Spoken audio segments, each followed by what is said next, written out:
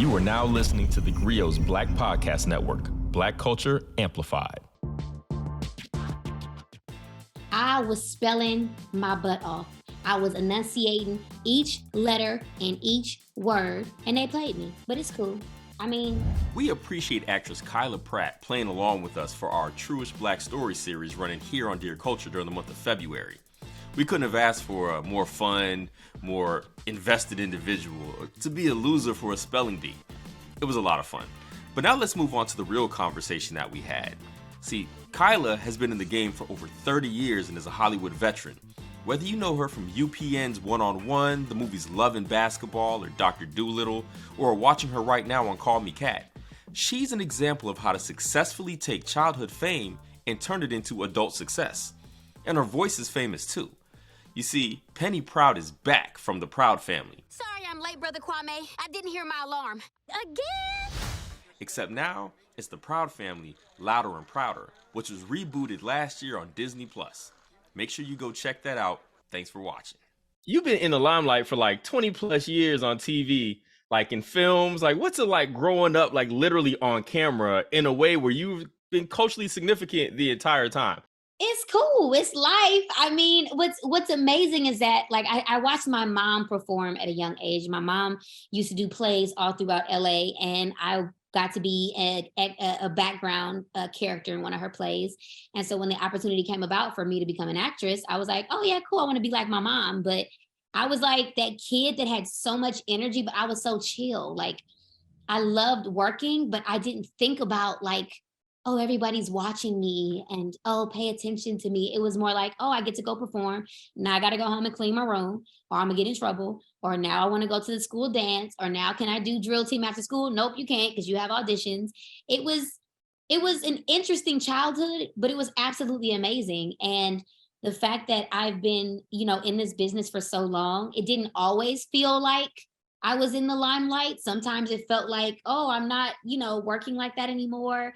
But I was always doing a little something here and there, but I love what I do. You know what I mean? And I enjoy the fact that people who love my work are following, the things that I do, and they enjoy it as well. Every so often, like Black Twitter, like all of us that live and work in the Blackosphere, we all start these arguments about some manner of Black culture and Black history, whatever, right? Theme songs always comes up. Mm-hmm. Proud Family theme song is always on the list of like the best theme songs, the most soulful, the blackest, whatever. It's always up there.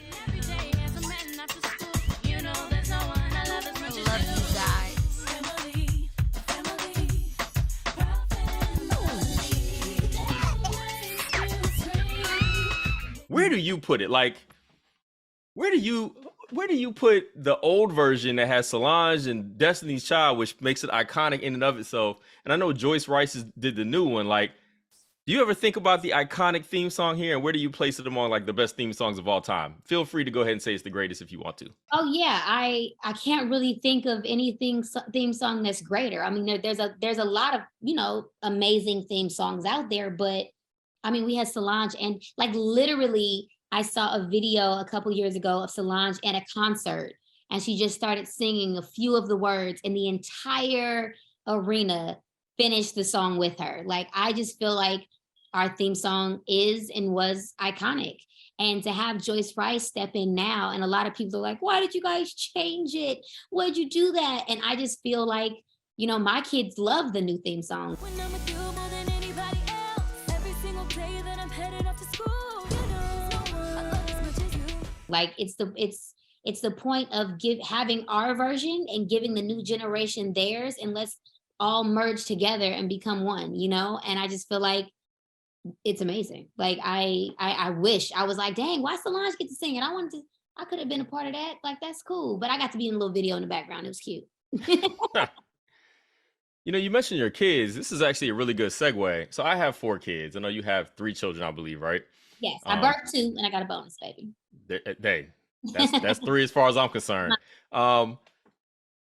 What is that like for them watching like the Proud Family? Like, this is you.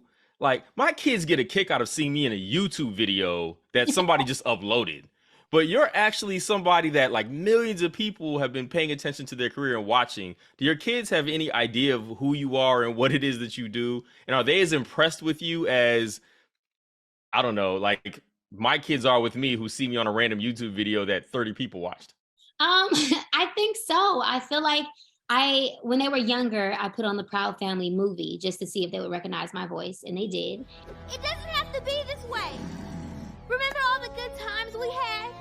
You can help us. And then when Disney Plus put the Proud Family original series on their streaming platform, they binged that. And now they're like looking forward to the first season. It was new episodes coming out every week. They were like every Wednesday. Is it Wednesday? Is it Wednesday? And I think just to be a part of something that my kids love is like an amazing feeling, because I know eventually they're gonna be teenagers and they're gonna be like, all right, ma, this is all right. You working again. But I have little performers over here. Like I'm an artist, their dad's an artist. Like any type of art that I don't do, he does. So it's kind of hard for our kids to not like, follow down that path. So they love you doing voices, and they love performing and dancing and singing and acting. And, so I think they just kind of, look up to me in that way. And I'm trying to show them the balance of, making it fun, but it's not your all. It's not your everything. Don't, mess yourself. Don't think too hard. Just have fun and let it be, My daughter is 14, but I have a 6-year-old, 14, 7, 6, and 2. And like, I know it's crazy. Even with some of the lessons, like the influencer stuff, like my daughter's going through that stuff now, right? Like she's the same age as Penny Proud, effectively, like she's on her cell phone all the time thinking about influencers and all that. Like, are you able to, well, one, do you have input into what kind of stories are being told? And two, do you use some of that stuff and talking to your own kids about, I don't know, life, what life is like now? Because when the show first premiered, there were no cell phones. Cell phones weren't everywhere with everybody, right? And now that's just a part of life. And there's like the apps, everything that's in this show is very modern, down to the inclusion, to the family structure of the Jewish, Black, the Leibowitz Jenkins and all that stuff. Like it's a very inclusive show. Like, how do you use that to teach lessons, I suppose? Well, I don't have much input on the episodes and what's going on. And what's crazy is like I'm very opinionated. So everything else I'm a part of, I'm always I've always have so much input on. But this is a show where I know that they got this. Like they know exactly what to do, and I completely trust everything that they put in front of me. Me personally, I feel like a lot of people, like I love it, you talk about inclusion. I love the fact that we are so much about representation and making sure that we are representing any type, people in the world, and allowing people to feel seen while watching our cartoon. I'm Lacianica Boulevardes. And I'm Penny Proud. And I'm Michael Collins. And I'm Dejanay Bach. And with the subject matter, like you said, cell phones and social media and influencers and self-worth and boys at school and family dynamics of why you can't do certain things if you're a girl and you're a guy. Like all these different things spark conversations in my household. And I love it because I want my kids to, like, the best conversations to me start at home. And a lot of parents are nervous to have certain conversations, but I'm like, you have to have them, because if not, your kids are going to go talk to kids at school who know nothing for real, or they know some type of weird explanation that somebody gave them. So I think it's best for us to talk together, and yeah, it's some episodes I'm clutching my pearls a little bit and I'm like, ooh, baby, she gonna ask me, and they do. But I like I said, I much rather be the person putting my kids up on game than letting them go and figure it out somewhere else. The name of our podcast is Dear Culture. It's a podcast that's for, by, and about culture, and basically highlighting and uplifting and enlightening stories and all the stuff about everything that happens in the Black community. You've been a part of so many cultural moments, like literally from the shows you've been on. Again, Love and Basketball is one of the most classic movies. NBA. No, I'm gonna be in the NBA. You're gonna be my cheerleader. I think it's a very toxic masculinity movie now, looking back with old eyes, but it's what it is. You know what I'm saying? Different times. As somebody who's been around this entire time, who's been a part of so many things, what do you think is your most significant contribution to the culture, like artistically? I know that's a big question, by the way. Oh, that is a big question. Because I'm like, my contribution, you said artistically. Well, whatever, however you want to put it. I threw artistically in there because I was thinking of the TV and movies and stuff like that. But just as a human being. I feel like my biggest contribution is continuing to be myself. I know that being a part of an industry like this sometimes can become overwhelming and sometimes lead you down different paths that are not really for you. And I just want to always be authentically me. And I feel like the more people are able to do that, like the more connected we feel. And I feel like that's why a lot of people like, they vibe with me. They're like, oh, she cool, she chilling, and I love everything that I've been a part of. I was talking to someone recently and I was like, all of that wasn't planned out. I auditioned for Love and Basketball. I auditioned for The Proud Family. I auditioned for the Dr. Dolittle movies. It wasn't just like something that I set out to do. I was just very blessed to be a part of amazing projects that people who look like us, were able to enjoy and see themselves in so many ways. But I think ultimately it's just not losing myself in the process of wanting to entertain others. Very good answer. I love that. And by the way, the fact that you had to audition for all those stuff, they fit you like a glove. Like every one of those things seems like it was offered to you first and only to you. Thank you. Thank you. No, I've been very fortunate. Like the Nike commercials back in the day, like I auditioned for that. Cooper, guard, Houston Comets. Yeah, hi, what's Why'd your you pull name? a 4-3 on the break last night? Well, I was open. Tina was open on the block. I was up for another job and my mom was like, which one do you want to do? And I was like, I think I like to be the sassy girl. Like my mom let a little 10-year-old decide her future, So we was just chilling and I just got very, blessed and fortunate. And I met amazing people who are doing amazing things nowadays. Like we were talking about Love and Basketball, Gina Prince Bythewood, the Woman King, like what, I'm very blessed to have met like certain people and worked with them and to be in love with something that I love to do. A Black Fashion is the last thing we do on my show every episode, which is basically a confession about your blackness. Something people would be surprised to know about you because you black, right? Like people be like, I ain't seen The Color Purple. I ain't seen Friday. Somebody told us they put ketchup and mustard in their grits. Lots of people can't dance and do. Yeah, I know it's disgusting. Do you have anything that people would be surprised to know about you? I don't know if people would be surprised to know much about me. I pretty much talk about everything. I mean, the first thing that I think of, but I don't think a lot of people do anymore, I don't eat pork. I don't eat pork anything.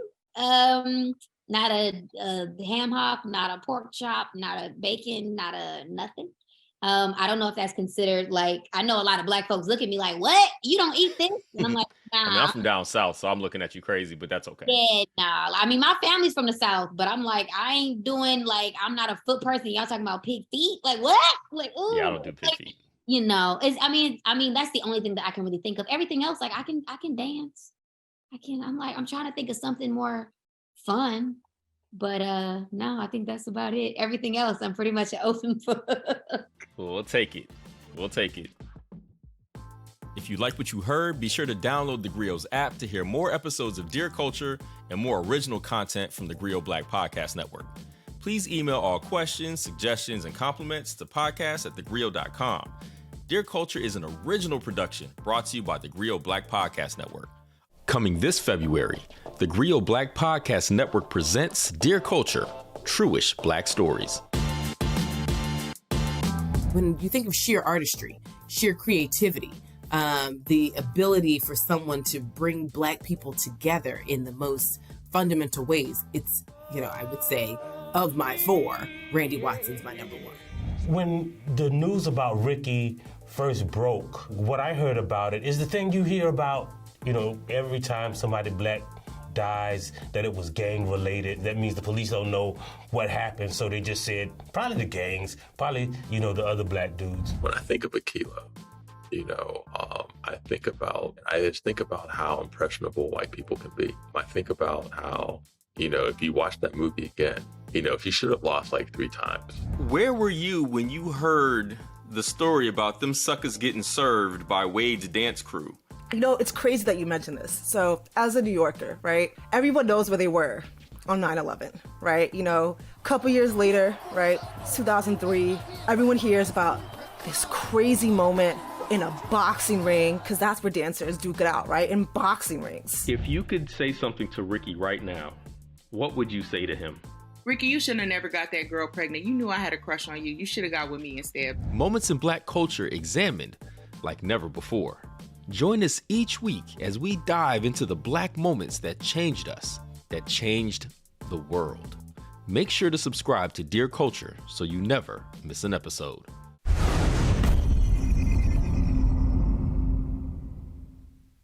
Don't forget, you can listen to the Grio's Writing Black podcast hosted by me, Maisha Kai. This isn't your typical writing podcast. We interview any and everybody that has anything to do with writing, from comics to poets to authors to journalists to politicians and more. Remember, that's Writing Black every Sunday right here on the Grio's Black Podcast Network. Download the Grio's app to listen to Writing Black wherever you are.